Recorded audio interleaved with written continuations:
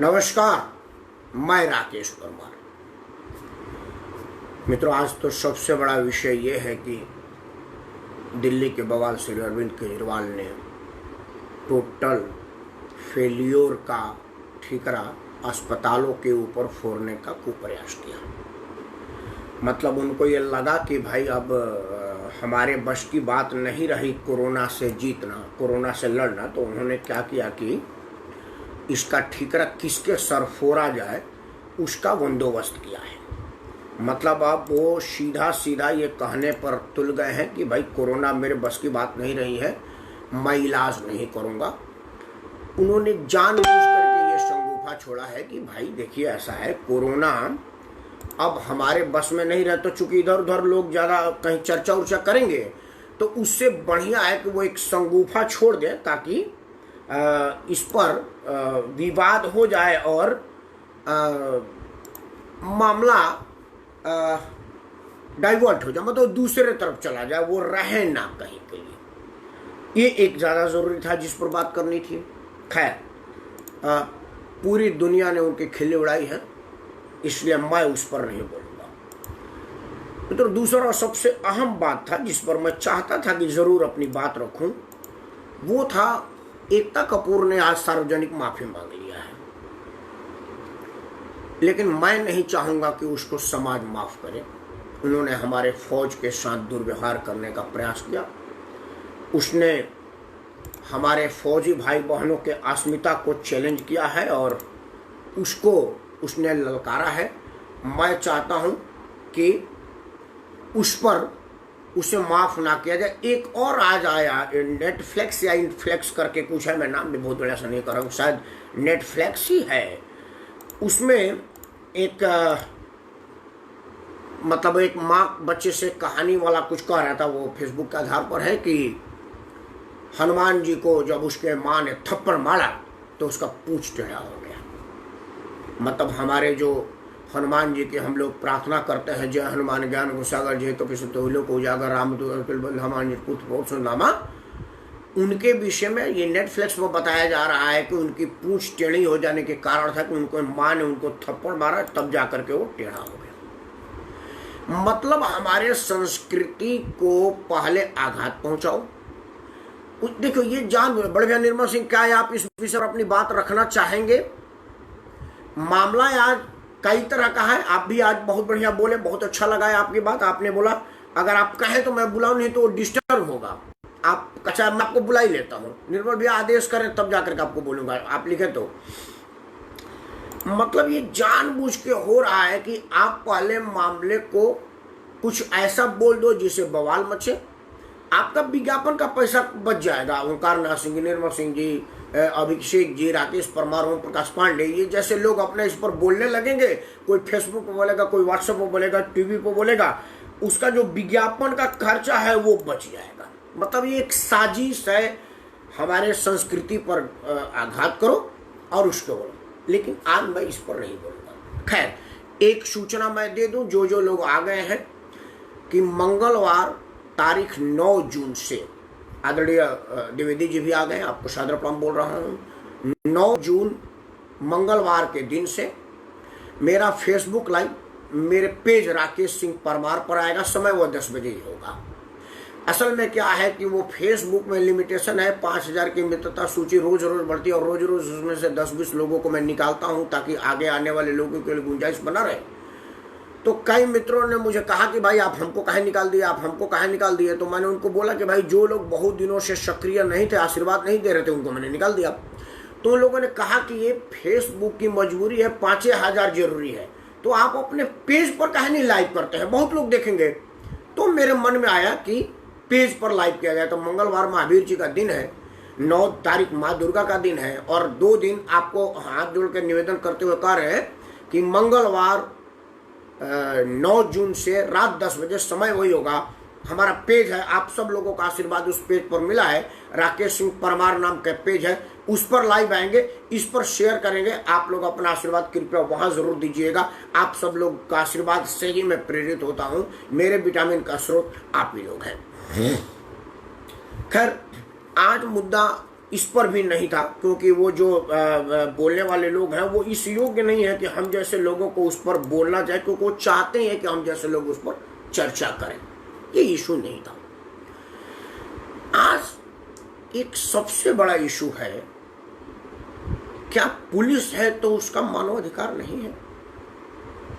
मैं ये दावे के साथ नहीं कह सकता कि हमारे देश में जितने भी पुलिस की वर्दी पहने हुए लोग हैं वो सब के सब पाक साफ है और बहुत बढ़िया है, ये तो मैं दावा ही नहीं कर सकता। लेकिन ये बात तो हमारे लिए भी तो है ना कि जो इंसान है वो सबके सब में इंसानियत है, ये भी तो दावा नहीं किया जा सकता। पूरी कोई भी व्यवस्था, कोई भी संस्था टोटल ना तो खराब होती है ना ही टोटल अच्छा होती है। एक बार आप पहले जान लीजिए, ना तो सारे के सारे कोई भी डिपार्टमेंट, पुलिस हो, पीडब्ल्यूडी हो, डॉक्टरी हो, सबके सब ना तो खराब होते हैं ना सबके सब अच्छे होते हैं, लेकिन उसमें अच्छे भी होते हैं और खराब भी होते हैं। तो हमें अच्छे और खराब की परख के हिसाब से काम करना चाहिए। आज जो मेरा मुद्दा ये है कि क्या आप पुलिस में भर्ती हो गए तो आप में इंसानियत खत्म होगी, आपको हंसना गाना ये सब नहीं रहेगा। मेरा आज का मुद्दा ये है, क्योंकि मैं देख रहा हूं इधर कुछ दिनों से, पहले शुरू करते हैं भारत के हैं तो भारत से और उत्तर प्रदेश से एक वीडियो आज आया, चूंकि बहुत बढ़िया पत्रकार ने, एंथेटिक वीडियो है वो, उनके बात पर मैं विश्वास कर सकता हूँ। श्री प्रभाकर मिश्रा जी ने उसको अपने पोस्ट पर डाला है और लिखा है। उन दो लड़कों ने भोजपुरी में गाना में बहुत बढ़िया डांस किया। डांस का वो टिकटॉक का है, 2 मिनट से कम का टिकटॉक वीडियो है। डांस तो बहुत बढ़िया कर रहे हैं, मतलब हमने तो वो गुड़ाऊ नाच नहीं देखा, वो जो कूद करके करते हैं, बट सुना है कि वो कूद करके बड़ा बढ़िया करते हैं सब, तो वो बड़ा शानदार कूद करके कर रहे थे। हंसना गाना नाचना ये सब इंसान के बस की बात है। कभी आपने किसी जानवर को गाते नाचते हंसते देखा है? किसी जाहिल को नाचते गाते हंसे देखा? किसी पागल को देखा है? जो इंसान होगा, स्वस्थ मानसिकता होगा, वही नाचेगा, वही हंसेगा, क्योंकि हंसना हर आदमी के बस की बात नहीं है और ना ही हंसाना हर आदमी के बस की बात है। तो अगर ऐसा उसने किया है तो ऐसा क्या गुनाह किया? पुलिस की वर्दी अगर पहन करके कोई नाच कर रहा है, नृत्य कर रहा है, किसी का मनोरंजन कर रहा है, कोरोना के बीमारी में तो कई पुलिस वाले वर्दी में बहुत बड़ा गाना गाया और कई समाचार चैनलों पर वो आया भी कि देखो ये लोग कितना बढ़िया काम कर रहे हैं। मेरे समझ में नहीं आ रहा है कि अगर कोई इस तरह का काम कर रहा है, हंसना नाचना गाना, तो उसको सस्पेंड करना, डिसमिस करना, उसके विरुद्ध इंक्वायरी करना कहां तक जायज बनता, ये मैं नहीं समझ पा रहा। 2-4 दिन पहले एक और समाचार आया कि एक पुलिस वाला शायद ट्रांसफर हो रहा था या विदाई हो रहा था, वो बेचारा सायरन बजाता हुआ गाड़ी में गया और बैंड बाजा के साथ, पता चला कि उसको भी सस्पेंड कर दिया गया और उसमें जो भाग लिए उन पर भी क्वेश्चन हो गया। मतलब नेता लोग बेमतलब 2500-50 सैकड़ों गाड़ियों के काफिला के साथ जाते हैं, वो ठीक है, और अगर पुलिस वाला रिटायर होकर के काफिले के साथ जा रहा है तो वो गुनाह हो गया। ये मैं नहीं समझ पा रहा हूं कि ये किस चश्मे से देखते हैं, आपका देखने का नजरिया क्या है? पुलिस है तो उसमें मानवता नहीं, इंसानियत नहीं, उसका कोई मानवाधिकार नहीं है? ये मेरा भारत सरकार से पूछना है, उस राज्य सरकारों से पूछना है जो इस तरह की उल जलूल निर्णय लेती है। मतलब कोरोना के बीमारी में कौन कहाँ इलाज कराइए तो अभी अपने ही फैसला कर पाए, लेकिन आपने अगर कोई पुलिस वाला मनोरंजन के नाम पर हंस दिया है, अगर खुश हो गया है तो आपके पेट में दर्द हो गया। ये कौन सी ब्रांड की का कहूं मैं, कहां से इस तरह की आप लोग लाते हैं, मेरे समझ में नहीं आता है। आज मेरा इसी बात पर प्रश्न है कि क्या पुलिस है तो उसका मानवाधिकार नहीं है?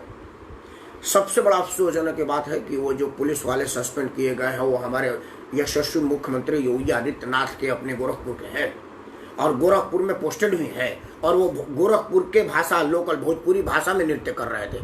मतलब हर तरह से वो अपने ही मारे गए पूर्वांचल के बच्चे थे। बीइंग ए पूर्वांचली मुझे तो अफसोस होगा। दूसरा, वो पुलिस वाले हैं, उन्हीं के भरोसे तो हम हैं, उन्हीं के वजह से तो हम यहाँ पर आराम से घूम रहे हैं, हमको कोई चिंता नहीं, हमें टेंशन ही नहीं है। बैठ करके फेसबुक लाइव कर रहा हूँ, मुझे मालूम है कि मेरे पुलिस वाले हैं तो मेरा रक्षा करेंगे, मेरा सुरक्षा करेंगे, हमारे घर में कोई आ करके कुछ कर नहीं सकता क्योंकि हमारा पुलिस हमारे साथ है। अब अगर वही पुलिस वालों को सस्पेंड किया जाने लगेगा तो क्या करेंगे? दूसरा बात है कई तरह के आजकल भारत में कई लोग अमेरिका के उस आंदोलन का बड़ा रेफरेंस कर रहे हैं। कई लोगों के पेट में दर्द हो रहा है कि भाई वो आंदोलन भारत में क्यों नहीं हो रहा है। कई तरह के पत्रकार जो कांग्रेस के जब टाइम में जायका इंडिया दिखाते थे, मतलब उनको उस वक्त खाने पीने की छूट थी, तो वो देश भर में घूम घूम के खाते रहते थे और अचार चटनी और सब्जी तरकारी मीट मुर्गा मसलम का स्वाद बताया करते थे।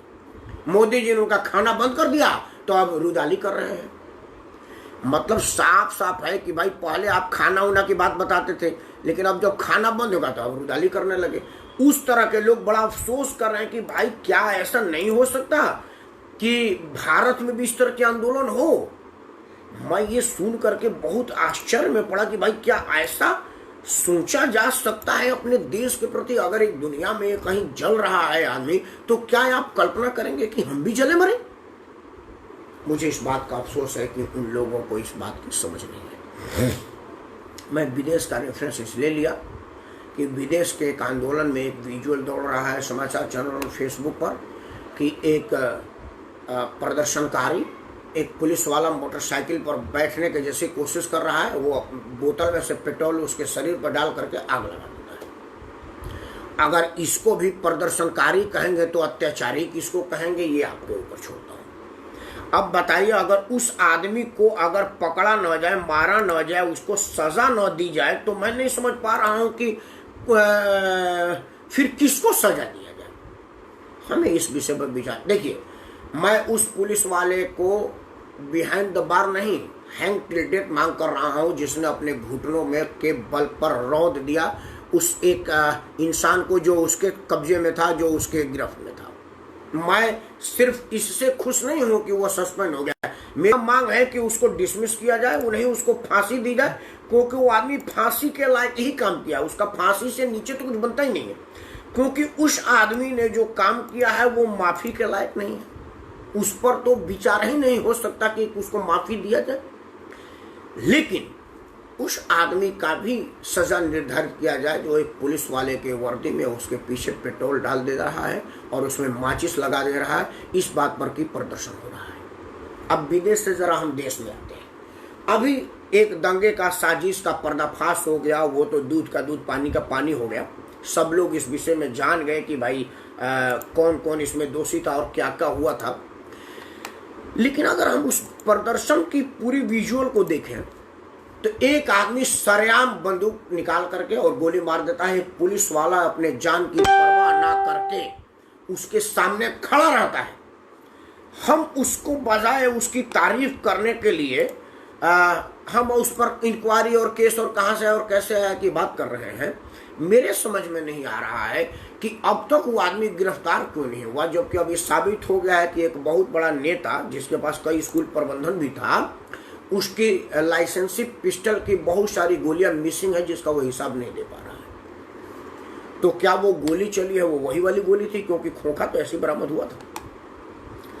तो क्या उस पर कोई कार्रवाई होगी? हमने उस वक्त देखा था हमारे डीएसपी स्तर का एक जवान अस्पताल में चला गया था। हम सबके दुआ और उसके माता पिता के आशीर्वाद से वो बच्चा अभी ड्यूटी पर आया है। एक पुलिस वाले का तो हत्या कर दिया गया।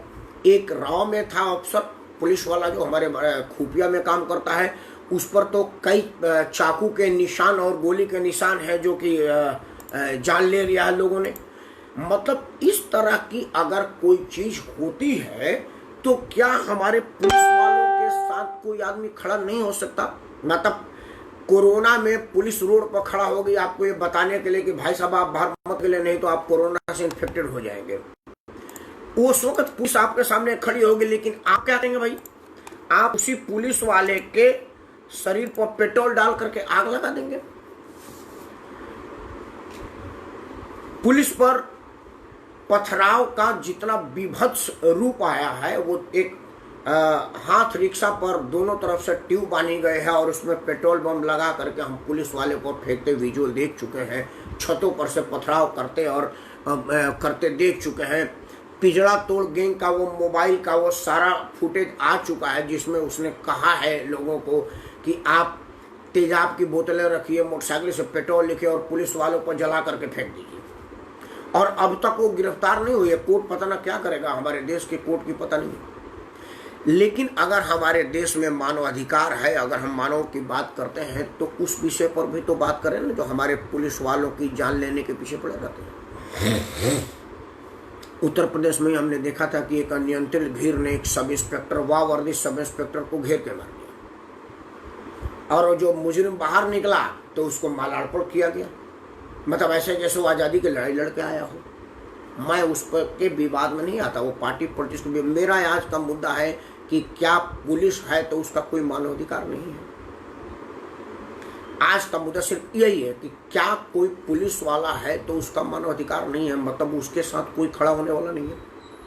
हमारे वकील भाई जब चाहते हैं पीट देते हैं और बाद में हड़ताल कर देते हैं। पुलिस को मजबूर होकर के झुकना पड़ता है। कोई कुछ करता है, कोई कुछ करता है। डॉक्टरों को कोई आदमी बोलता नहीं तो वो पूरे देश भर में हड़ताल पर बैठ जाते हैं। तो क्या हमारे पुलिस वाले को हड़ताल करने का अधिकार नहीं है? तो क्या उनके तरफ से हम जैसे लोगों को बात करने का अधिकार बनता है कि नहीं? अगर कोई आदमी अपनी बात नहीं रख रहा है तो समाज के प्रहरियों को क्या चाहिए कि आप अपनी बात रखें ना, उनकी बातें, ताकि उनको लगे कि हाँ, अरे राजभवन जी नमस्कार, हाँ 22 जून के आप आ रहे हैं, मैं इंतजार रहेगा आपके उस कार्यक्रम का। वर्चुअल कार्यक्रम होगा, मॉरिशस से आप आएंगे, हम इंतजार करेंगे उसका, और समय भी बढ़िया वो हम लोग देख लेंगे। हाथ अगर रात में भी होता तो आप जैसे ज्ञानी आदमी का हम लोग जरूर देखते हैं। मित्रों, ये राज हीरामन जी मॉरिशस से है, आपका आशीर्वाद मुझे हमेशा मिलता रहता है। ये कई किताबें लिखे हैं दिल्ली के और भारत के कई विश्वविद्यालय में इनकी किताबें पढ़ाई जाती है। इनका पुस्तक कई जगह विमोचन होता है, कई जगह इनका पुस्तक देश में मिल सकता है। हीरामन जी का 22 तारीख को एक कार्यक्रम है जून में, आप सब लोग देखिएगा। हालांकि मैं तब भी याद दिलाऊंगा, राज हीरामन जी को मॉरिशस है, आपको शामिल। मैं ये कह रहा था कि पुलिस को संविधान में हड़ताल करने का अधिकार नहीं है, ठीक है, मान लिया, होना भी नहीं चाहिए, क्योंकि वर्दी वाला ये हड़ताल करेगा तो क्या करेगा। लेकिन अगर वो हड़ताल नहीं करेगा तो उसकी बात रखेगा कौन? ये प्रश्न बनता है कि नहीं? उसकी बात रखेगा कौन? हम और आप रखेंगे? क्योंकि जिसका कोई नहीं उसका तो भगवान है यारो। गाना सुना है ना आपने कि जिसका कोई नहीं उसका तो ईश्वर है यारो। ये हम नहीं कहते, किताबों में लिखा है यारो। तो अगर उसका वो स्वयं उसको अधिकार नहीं है प्रदर्शन करेगा, तो आपको तो कहा गया कि भाई आप प्रदर्शन करिए, आप उनके विषय में, उनका हक में उनकी आवाज़ उठाइए। अगर आप लोग आवाज़ उठाएंगे तो पुलिस दुगनी साहस से आपके लिए काम करेगी। आपको पता है पुलिस 24 घंटे की नौकर है, 7 दिन अराउंड द क्लॉक। पुलिस वाला ये नहीं कहेगा कि मुझे वीकली ऑफ होनी चाहिए। पुलिस का SHO सब इंस्पेक्टर नहीं कहेगा कि कहाँ हो, बोलेगा जी सो रहा हूँ, वो कह ही नहीं सकता। उसको कॉल जाएगी तो वो कक्षा में होगा तो कक्षा में भागेगा, इमरजेंसी में आपकी मदद करने के लिए, आपके सेवा के लिए। पुलिस वाला नहीं अपने आपको कह सकता आप फोन करिए रात के 2 बजे। पुलिस वाला नहीं कहेगा आप सोए हुए हैं, आपकी नींद टूटी है, आपकी खिड़की टूट गई, कोई चोर घुस गया और आप 100 नंबर पर डायल किए, तो वो नहीं कहेगा कि जी रात के 2 बजे मैं तो सो रही हूँ या सो रहा हूँ, आप क्या कर रहे हैं। ऐसा पुलिस वाला नहीं कहेगा। पुलिस वाला बोले जी कहाँ पहुँचना है, और within hour, within minute, जितने देर में हो, अप्रोच में हो, पुलिस आपके पास पहुंचेगी। वो बेशक अंदर कुलस रही होगी कि यार अभी नींद आया था, मोबाइल बज गया, लेकिन वो आपको ये नहीं कहेगी कि मैं गहरी नींद में हूँ, सवेरे आकर के देख लेंगे। पुलिस ऐसा नहीं करता। पुलिस की ड्यूटी 24 घंटे की होती है, दिन शिफ्ट, रात शिफ्ट, फिर दिन शिफ्ट। आज पुलिस दंगा होता है तो पुलिस, झगड़ा होता है तो पुलिस, आपस में 2 समुदाय में तकरार होता है तो पुलिस, यहाँ तक कि कोरोना का महामारी आया इसमें भी पुलिस। मतलब उन आदमी की त्याग, तपस्या और बलिदान के विषय में आप नहीं सोचते और आप उनके ऊपर पेट्रोल डाल करके आग लगा देते हैं। जब दंगा होता है तो आप उन पर पथराव करते हैं, गोलियां चलाते हैं, और अगर पुलिस एक गोली चला दे तो उस पर केस बन जाता है। हमें इस विषय पर भी अपने पुलिस वालों तक, क्योंकि पुलिस वाला कोई आसमान से नहीं टपका है, जमीन से नहीं निकला। हमारे आपके भाई में से हमारा भाई, भतीजा, बेटा, ये लोग पुलिस में गए हुए हैं और पुलिस का वर्दी पहने हुए हैं। तो हमें अपने बच्चों के लिए, अपने भाइयों के लिए, अपने परिवार के लोगों के लिए उठना चाहिए, क्योंकि पुलिस हमारे परिवार का अंग है। और पुलिस नहीं है तो आप कल्पना कीजिए कि फिर हम कहाँ हैं।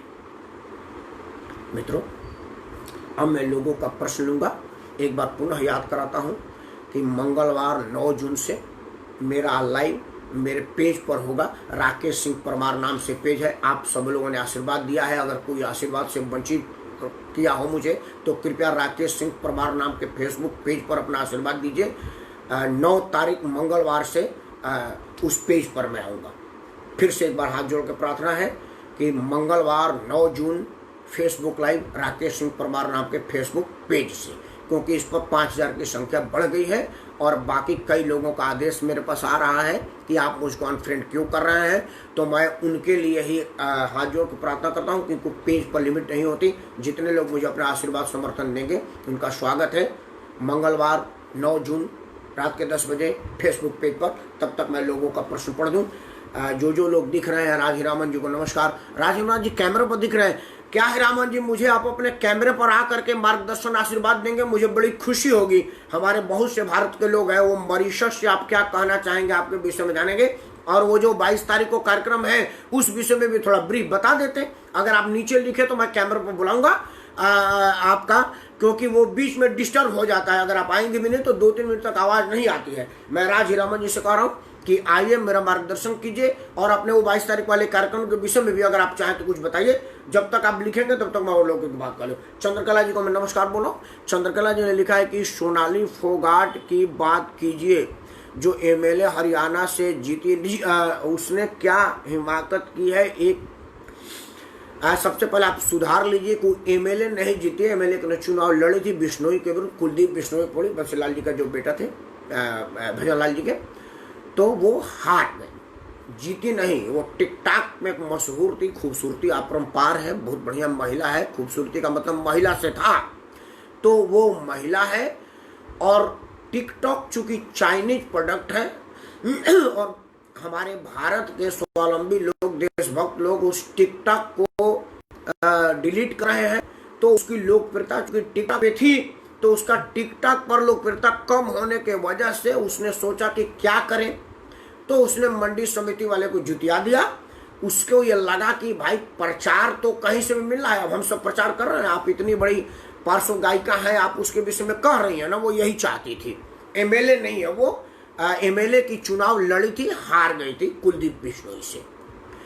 भाजपा ने उसको लड़ाई इसलिए था कि कुलदीप बिश्नोई एक बड़ा पर्सनालिटी है, उसने बोला कि टिकटॉक की हीरोइन है, जीत गई तो बहुत अच्छी बात है, हार गई तो भी कोई बात नहीं है। इसलिए वो टिकटॉक सेलिब्रिटी है, नेता नहीं है।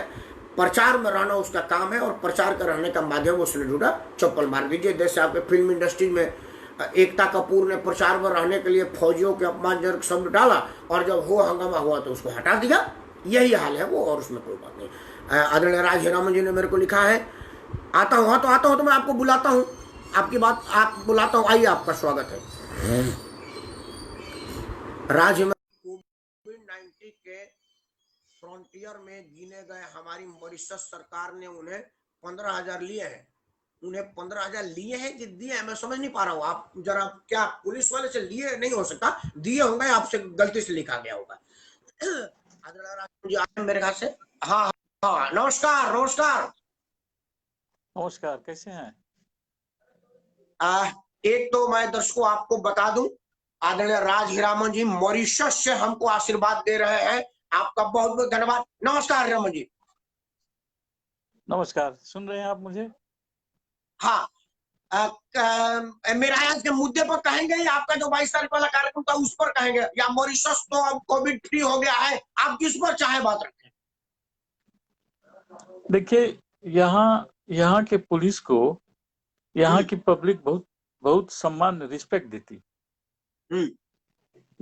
यहाँ पर ऐसा कोई वाकया नहीं हुआ है जहाँ पर एक पुलिस को पब्लिक ने मिलकर मारा है, पीटा है, जला दिया है, अपमानित किया है। ऐसा नहीं होता है यहाँ। और यहाँ के फ्रंटियर में यहाँ के जो पहले पोजीशन पर काम करने वाले डॉक्टर्स, नर्सेस, अस्पताल के सभी कर्मचारियों को और पुलिस के सभी पुलिस वालों को यहाँ पर सरकार ने खुशी खुशी इस महीने के अंत में हर एक को 15,000 रुपये दिए, क्योंकि उन लोगों ने बहुत बड़े, अच्छा काम किया। बहुत अच्छी बात है। हाँ, 15,000 मतलब आपके यहाँ का 30,000 पैसा मिला है उनको। हमारे यहाँ का 30,000। हाँ, सारे पब्लिक यहाँ बहुत खुश हैं और पुलिस लोगों को और डॉक्टरों को यहाँ के पब्लिक अपना हीरो मानते जी। हाँ, और यहाँ पर ये क्या है कि यहाँ पर कोविड का कोई भी केस नहीं है अभी। जो 3-5 केसेस यहाँ पर हैं, एक्टिव केसेस, दो दो बार में भारत से अभी आए हैं और एक फ्रांस से आया है। हमारे यहाँ अच्छा 5 अच्छा। ही केसेस हैं। हाँ, और मृत्यु दर 10 है। जी और 13 लाख की आबादी में यहाँ पर 1,30,000 मतलब टेस्ट हो चुके हैं जी यहाँ पर। जी जी हाँ, अभी अभी तो लाइव लगभग आज ही 2 लाइव था मैं। एक तो मैं हम्म, लाइव था भोपाल के रामायण सेंटर से। मॉरिशस और रामायण पर मैंने कहा था। मॉरिशस के लिए रामायण क्या है, ये मैंने कहा था आज, कि जी मॉरिशस के लिए तुलसीकृत रामायण संस्कार है, जी संस्कृति है, जी और हमारा हमारा संबल है, और हमारी आजादी के जड़ में है। ये जी मैंने रामायण पर कहा था आज। और एक जी दूसरे दूसरे वेबिनार में मैंने कहा, जहां पर डॉक्टर कमल किशोर गोयनका ने अध्यक्षता की, और जिसमें जिसमें मुकेश खन्ना, जो शक्तिमान है, जो महाभारत के पात्र हैं, हाँ, उन्होंने भी महाभारत भाग में लिया। भीष्म बने थे। हाँ, तो आज मैं उनके साथ मंच पर था, एक हम्म डायरेक्ट में। और हम लोगों को बोलना था संस्कृति, लोक शिक्षा से सशक्त होता भारत। तो उसका मैं थोड़ा सुना देता हूँ आपको। मैंने गोसो मोदो, मतलब सारांश में बोल रहा हूँ, मोटा मोटी मैंने कहा कि भारत सशक्त हो रहा है, लेकिन ये सिर्फ भारत की बात नहीं है, भारत के अंदर की बात नहीं है। क्योंकि मैं एक विदेशी हूँ, मैं भारतीय नहीं हूँ, मैं भारत में नहीं रहता हूँ। इसलिए मैंने कहा कि भारत बाहर दुनिया के कई बड़े बड़े देशों में, महाशक्तियों में सशक्तिकरण पा रहा है। वो सशक्त हो रहा है। वो मुठिया में बोलते हैं बरियार, हम्म मजबूत हो रहा है। हम्म मैंने कहा कि देखिए, ये दाल भात का कवर नहीं है कि अपने अपने प्रेस कॉन्फ्रेंस में ओम ज्योर शांति अंतरिक्ष ओम शांति, वो संस्कृत का श्लोक कहलवा रहा है पंडितों से। ये दाल भात का कवर नहीं है। ये सहज में नहीं मिला है आप लोगों को कि कैलिफोर्निया में वहाँ के विधानसभा का की जब शुरुआत होती है तो संस्कृत श्लोक से शुरू होती है। संस्कृत का श्लोक से और होता, जी हाँ इंग्लैंड हाँ, में, बिल्कुल। हाँ, वो इंग्लैंड मैंने में देखा तो था। इंग्लैंड में हाँ, इंग्लैंड में तो कई स्कूल, कई पाठशालाएं खुल जी गई हैं जहाँ पर संस्कृत पढ़ाई जाती है, जहाँ जी बच्चे सिर्फ संस्कृत पढ़ते हैं, जहाँ बच्चे जब स्कूल में प्रवेश करते हैं तो संस्कृत श्लोक गाते हैं। जी तो संस्कृत का महत्व भारत में कम और बाहर देशों में ज्यादा जाना जा रहा है, और इससे भारत सशक्त हो रहा है। जी मैंने ये बताया था जी आज के मतलब इसमें। और जी परसों मैंने एक डायरेक्ट लाइव किया था, वो गुजरात वालों के साथ। वो हम्म मैंने कबीर पर कहा, कबीर पर मैंने कहा था, जी कबीर पर मैंने बात की थी। और ऐसे ऐसे बहुत, अभी 22 को कानपुर से मेरी एक पुस्तक छपी है। जब आप मुझे अस्पताल दिखने आए थे, जी इसमें दिल्ली में, तो उस समय मेरी एक किताब निकली थी, आओ आओ न बैठो मेरे पास, वो कविता है। हाँ और उसके तुरंत बाद एक पुस्तक निकली है मेरी, भारत इतर हिंदी देश हम्म, मॉरिशस। मतलब मॉरिशस के भारत के उपरांत कोई अगर हिंदी का देश है तो मॉरिशस है, ये मैंने ये कहा है। जी और बिल्कुल। उसमें मेरे 10 10 10 12 10 15 ऐसे लेख हैं, शोध लेख हैं। बहुत ही सुंदर मतलब लेखों का संग्रह है। और उसे उसे वहाँ के प्रयाग यूनिवर्सिटी एक है वहाँ पर, उन लोगों ने ये पुस्तक अपने पाठ्यक्रम में रखी है। और फिर वो पुस्तक यहाँ पर भी जो लोकल एग्जाम हो रहे हैं, वही प्रयाग द्वारा वही पुस्तक यहाँ पर भी पाठ्यक्रम में शामिल है। तो उस पर यूनिवर्सिटी के बच्चों के द्वारा, और मैं लिंक 21 को मैं फेसबुक में लिंक डालूंगा। जी और फिर 16-17 को एक मेरा है इलाहाबाद से, प्रयाग से जी उसमें मैं बोलूंगा आपके जो मजदूर है ना, मजदूर है, वो जो पलायन कर रहे हैं, और जो कृषक थे उस जिनको मजदूर बना दिया गया, उस पर मैं बात करूंगा, अपना विचार रखूंगा। हम्म और एक बहुत ही अच्छा ये रहेगा, अगले बुधवार को हम्म अगले बुधवार को रात में है, वो आपके यहाँ से 7 बजे रात में है। हम्म उसमें मैं 45 मिनट बोलूंगा, गिरमिटिया से पार्लियामेंट तक। जी मैं भोजपुरी में बोलूंगा। बड़ी अच्छी बात है। वो हाँ मैं हाँ, वो आपके यहाँ के टाइम से 7 बजे है। तो ठीक है, उसमें मैं हम लोग अब उसमें नोटिफिकेशन तो आएगा तो मैं तो रहूंगा ही रहूंगा। हाँ, तो वो भोजपुरी में है। और मैं भोजपुरी में बोलूंगा और 45 मिनट बोलूंगा। जी बहुत मतलब अच्छी बात। हमारे लोग बिहार से जो गिरमिटिया है, वहां जी से आए, लेकिन डेढ़ मतलब 150 साल नहीं हुए कि हम लोगों ने आज़ादी पाली और अंग्रेजों को भगा दिया। और अंग्रेजों को भगाने का मतलब ये है, भारत जैसे नहीं है। भारत तो अंग्रेजों को भगाकर भारत अभी तक अंग्रेजों का गुलाम है, अंग्रेजियत का गुलाम है। जी अंग्रेजियत ओढ़े हैं वहाँ जी पर। मॉरिशस में हम अंग्रेजों के गुलाम नहीं है, और अंग्रेजियत हम लोग नहीं ओढ़ी है। तो इस पर मैं बात करूंगा बुधवार को, अभी मतलब 2 दिन बाद। ठीक है। 2 दिन बाद मैं करूंगा। मैं ठीक लिंक दूंगा उसमें, ये ठीक ब्रोशियर भी लगाऊंगा, लिंक भी दूंगा। तो ठीक सारे ये मैं आपके यहाँ आपके फेसबुक में डाल दूंगा, तो आप उसका हाँ प्रचार कर दीजिए, यहाँ पे ठीक आपको भी मिल ठीक है जाएगा। और ठीक है।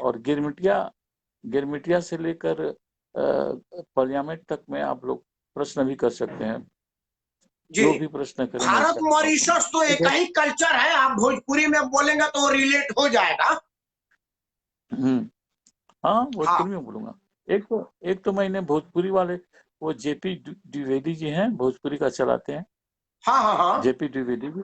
हाँ, उनके हाँ। मन से मैंने कहा, मैंने मैंने मॉरिशस में हिंदी साहित्य पर मैंने शायद आज वही मैं है। 8:30 बजे से उद्देश्वर जी इंग्लैंड में नहीं है, पूरे बिहारी कनेक्शन वाले, उनसे 8:30 से 9 तक मैं था उन पर आज जूम पर।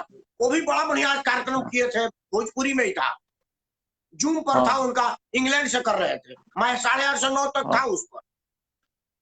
हाँ। तो तो उसी तरह का भोजपुरी कुछ वाला, किया जाएगा। हाँ हाँ। तो जी मैं बुधवार को मिलता हूँ आप लोगों से। फिर 16-17 को, फिर 22 को, अभी तीन तीन कार्यक्रम तय है मेरा। जी 3 कार्यक्रम तय है। और लाइव लगभग रोज ही कर रहा हूँ, मिल जाता है, जी लोग बोल देते हैं। क्योंकि जी क्योंकि मेरे आप जैसे मेरे बहुत जैसे दोस्त हैं भारत में, ठीक तो ठीक मुझे ठीक रिक्वेस्ट करते हैं। अच्छा, फिर मिलता ठीक हूँ। है ना साहब, नमस्कार सबको। नमस्कार नमस्कार, आपका बहुत बहुत अच्छा। धन्यवाद, बने रहेगा, अपना आशीर्वाद बनाए रहिएगा।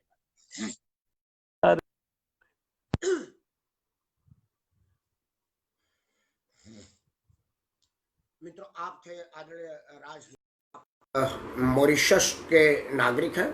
भारत से जो लोग हमारे भाई मॉरिशस गए थे, आप ऑथर हैं, बहुत ज़्यादा बुक लिखे हैं, और मेरा ही भोजपुरी जुबान बोलते हैं, हमारे प्रभाकर मिश्रा जी की जुबान बोलते हैं, हमारे, अरे बाप, जज साहब सादर प्रणाम, जज साहब को सादर प्रणाम।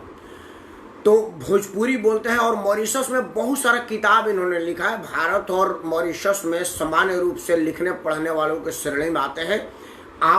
आपकी किताबें बहुत देश दुनिया में मशहूर है। जहाँ भी लोग हिंदी भोजपुरी जानते हैं दुनिया में, वहाँ पर राज हीरामन नया नाम नहीं है।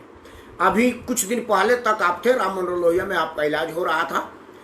भारत से इनका प्रेम बिल्कुल मॉरिशस इतना ही है जितना ये मॉरिशस के हैं, उतना भारत के भी हैं।